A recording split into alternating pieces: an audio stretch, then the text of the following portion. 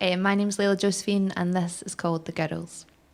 I've got the girls. Forever they've been with me, staggering down streets, laughing, dancing on tables. Girls with our tails that we keep for takeaway meals. Girls, hold your hand, make you tea. Come to bed with me, girl. Seas separate us sometimes, but somehow we come home to melt into each other. Always the girls. The Mac counter warriors, belt of lipstick weapons, contouring is witchcraft. Fuck him, fuck that, taking our bodies back.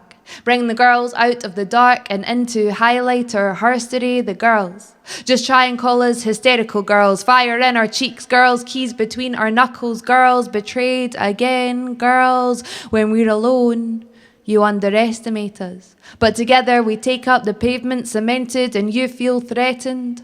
Our love stories are the greatest never told. We are the bold and the too much girls. We laugh just as loud as our mothers. Feel the moon in our waters. We don't chew when we eat. Take no breath when we speak. Don't interrupt us, girls. We are angry girls, silence girls, dangerous girls, and we are coming for you, girls. That was Girls. I wrote that after one of my friends broke up with her arsehole boyfriend, and she decided to defrost my freezer while she was a bit steaming and take a knife to it, and she was screaming, "I have nothing left!" And I was like, oh, maybe I should write a poem about this. So I did write a poem about the defrosting of the freezer, but it was a bit intense, so I decided to write something a little bit more mellow instead. The next poem I'm going to do is called All of It, and it's about getting head in a car.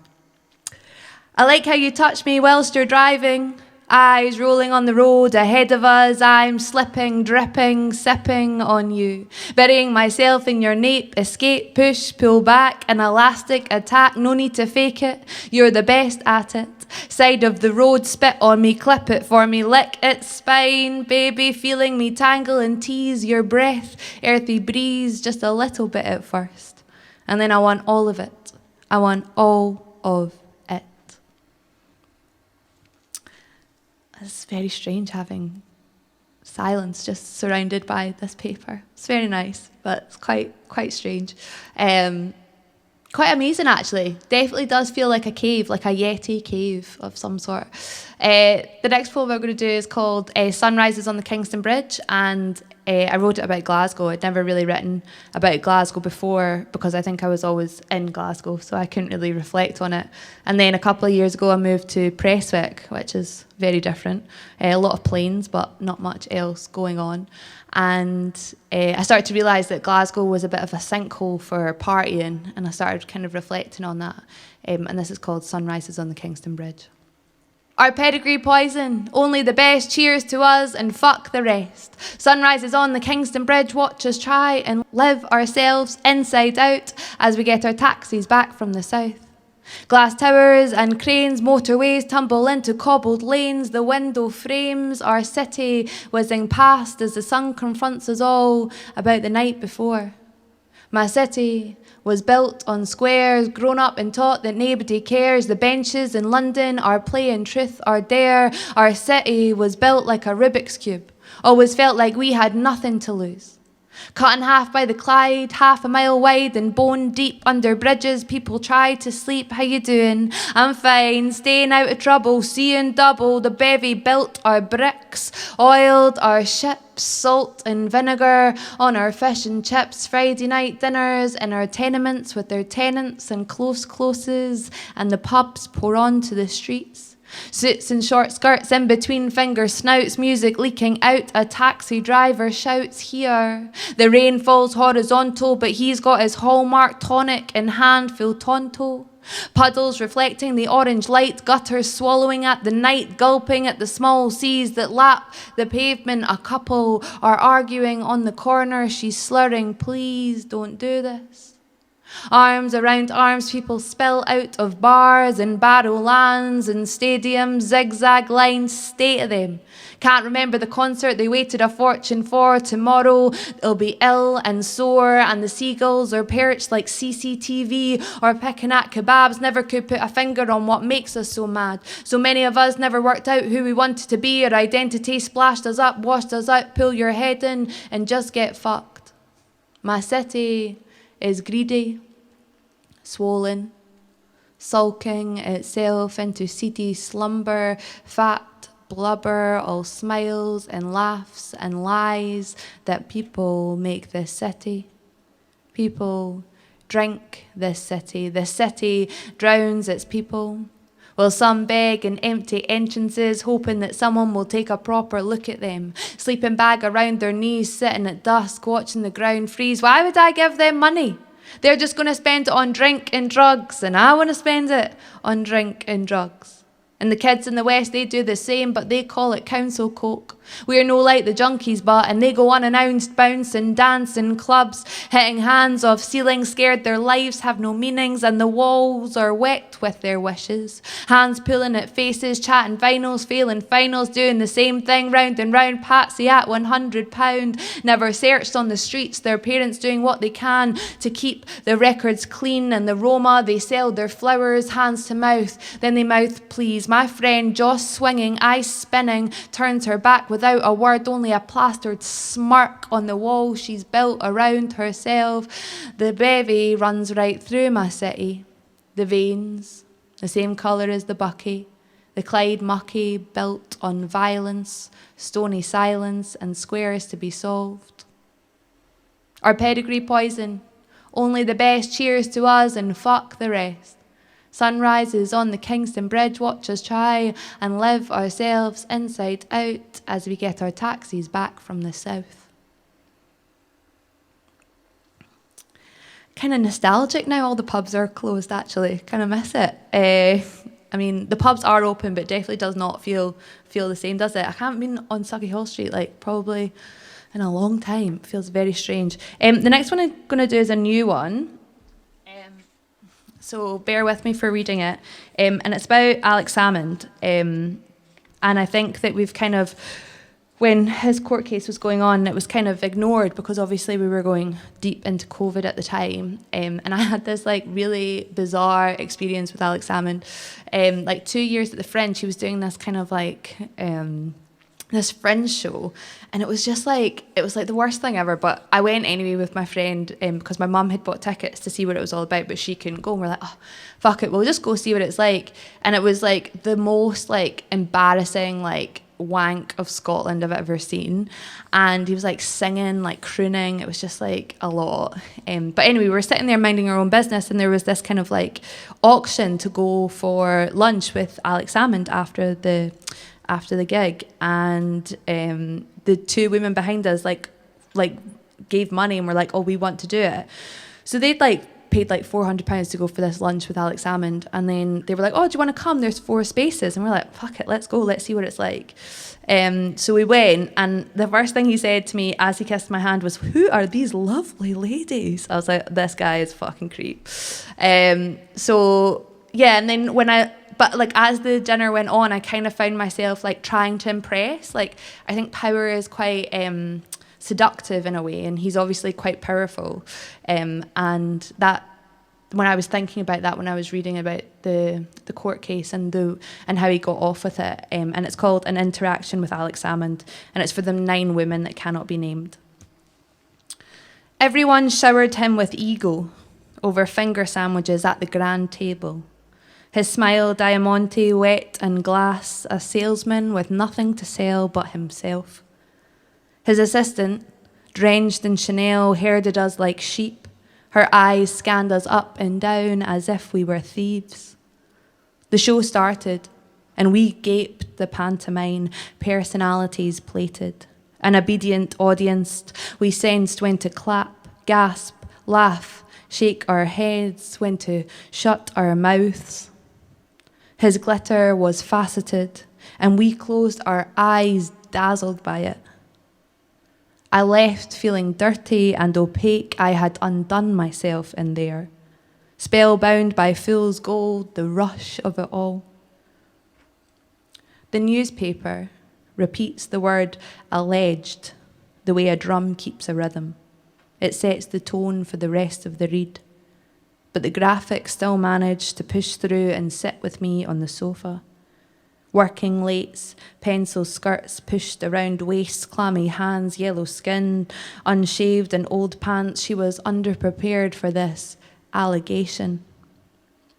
She alleges he hunted her. That's a heavy word for a piece of meat that lays flat and plays dead. But we all know exactly what she means. He is a magician, and he promised us freedom. White bunnies with scarlet eyes to be finally released from the black hats, and we excuse him because we are desperate. Fear is not always in screams, but sometimes submission, clapping at the right moments and shutting up when you're told. Women know what it's like to be presented to a crowd like they are just playing a part, shown as a whole, but they have just been cut in half.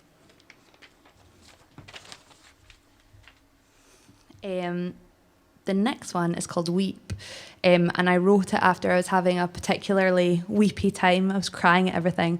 I was crying at Who Wants to Be a Millionaire, even though I don't watch the programme, and I was just like flicking through the channels, and somebody was leaving, and I didn't know who they were, but I was just like, oh, it's so nice that he's just like achieved his dream of being on Who Wants to Be a not Who Wants to Be a Millionaire. I'm a Celebrity, Get Me Out of Here. Same thing, right? Very, very different. I don't think you even win money if you win I'm a Celebrity, Get Me Out of Here. But yeah, I was just like, oh, wow, that's lovely. And then I was like, why am I crying at this? There's definitely something wrong with me. So I wrote this called Weep. I cannot stop crying. I am a dam overflowing, a spot squeezed, splatted and snotted. I am a rainforest downpour. It would seem that I am spilling from my seams.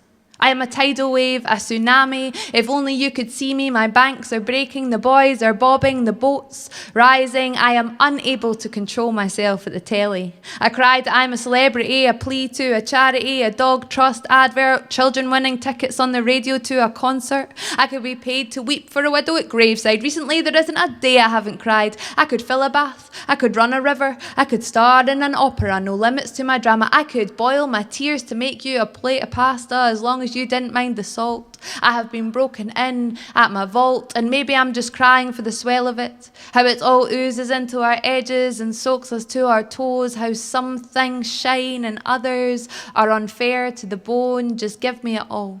Don't ever let me close back up, because feeling it is the only thing I've got. That's Weep. The next one's another new one. It's kind of grim, but also it's kind of not grim. It's about, I was like, obviously COVID's been happening, so I've been thinking a lot about death. Not that don't know if I've even had it, but I was like, how would I want to be remembered if I died right now? And I wrote a poem about that. It's called When I Go. When I go, think of me laughing. I did it more often than cry, but then think of me crying, because that was important too. Think of me in a garden or a park, hoisting myself over a gate in orange wellies and bare legs carrying wildflowers and garlic. When I go, tell them I was easy and I gave myself to everyone, that my love and lust was for all, not for a few. Think of me in a toilet stall, peeing with the door open and making pals with strangers and smoking by the exit belt in ABBA. When I go, tell them I was indecisive, that I could never stick to one thing. Tell them that I lapped up life like a beach laps up the sea.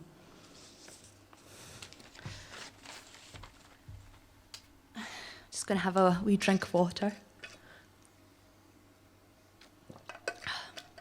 The next one I'm going to do is called The Good Stuff, and I wrote it because I was like looking at my poems. I was like, oh, all of these are so miserable. I want to do something a bit more cheery, especially in times like this. So I wrote The Good Stuff, which is just a list of things that I love in life. The good stuff. The smell of garlic, grass, petrol, pals, poems that make you weep, tits, you filling your arms with me. The way town looks at Christmas, the moon and how it always comes back, expensive pens and red swimsuits, diving in, hair finally long enough to tie in a pony plaits, armpits, elbows collarbones, pubic hair and belly buttons, all in and all out, all bodies of water, all bodies of sky, the sound of cereal hitting the bowl, freckles, constellations, scalding hot water bottles, the smell of the rubber reminds me of my mother, someone to take your temperature, sweat in summer, snow, dew, fruit pastel, ice lollies, things that fizz, child's pose, happy baby, learning how to say no, finding your keys, your phone, your glasses, your vibrator, pictures of you when you were a child, the mosh pit, the war-ending people saying sorry and meaning it, how easily forgiveness comes, patterned wallpaper, flamingos, penguins, whales, kissing strangers on dance floors, the cha-cha slide, your friend's bed, laughing with their loves, bookshops, libraries, printers that are working, postcards, handwritten letters, hotel rooms and the orgasm on the freshly made bed, blackheads, the edge, the chain, Fleetwood Mac, islands, horizons, eating fish and chips, skin, your period finally coming, waking up from deep long sleeps, blood coming out of the sheets, satisfying sentences, the tongue of your hometown windows. Oh, I am so grateful for windows and grandmothers and family and finishing books, a film that sticks on you like a stamp, finding a painting that is more like a mirror, backpacks, bikes, circles, wheels, bats, birds, weddings, stretching, reality TV, the tops of mountains, contact lenses, the right shoes, all dogs and their ears, easy peel oranges and easy bowel movements and drivers waiting for passengers running for the bus. That's the good stuff. And I've just got one more before I finish up. And it's called Questions I Have for Birds. And I don't know about everyone else, but I've definitely been having a lot of time just staring out the window. And I've got quite a lot of birds in my garden. Not like fancy birds, they're just like crows and seagulls and pigeons and stuff. But I started kind of getting fascinated with them. And I noticed on like really windy days, they would just like keep flying for way longer. And it looked like they're having a great time. So I was like, that looks really fun. I wonder what that's like. And I think it's I was kind of jealous of the birds because I think a lot, maybe as an artist, but also just as a human, like we always like struggle to find our purpose and like don't know where we should be what we should be doing with our lives. And I was like, wouldn't it be nice just to be a bird and like your main thing is like, what am I going to eat today? Am I going to fly? I'm going to have a shag, lay an egg. What am I going to do? And I think that would be quite nice. So this is called Questions I Have for Birds. Where do you go at night? How do you hear without any ears? Does it hurt when you lose a feather? Are you pals with one another? You know the worms that you strangle out of the earth like screaming red newborns? Do you chew them or gobble them whole? Is it like swallowing a piece of spaghetti? I've never seen a glint of a tooth, so I imagine that this is how it works. Could you confirm? Can you feel them squirm in your belly like eels until the acid melts them to mush? I see you on windy days, flying harder and for longer. Is it more fun in that kind of weather? Gusty and unpredictable, do you feel invincible? I see how you dip and glide, a moment of clarity, a break from the monotony of a daily bird routine. What does that feel like? I'd love to know. Is it like a child slapping their palms on the ocean top, or lesbians kissing hard on the street? How a violin string feels when it's plucked? Does it make you vibrate? An old man shouting checkmate in a park with a board on a bench. Pardon the pun, but is it like a duck to water? Skimming stones on the shore, is it like coming up on a dance floor? The first taste of tea off a mother's pinky, what does it feel like to fly when it is windy? Does it feel like your purpose? Do you get lost in it? Birds, tell me what I can do. I want to feel that thing. I want those moments always on the wind, on the surf, on the nose, on the breeze, the clarity, the coming together. That's what life is for, maybe. Sorry, I brought it back to myself again. So selfish of me. Now, tell me, how do you stand on such small feet? Do you have a favourite seed? How do you know what song to sing?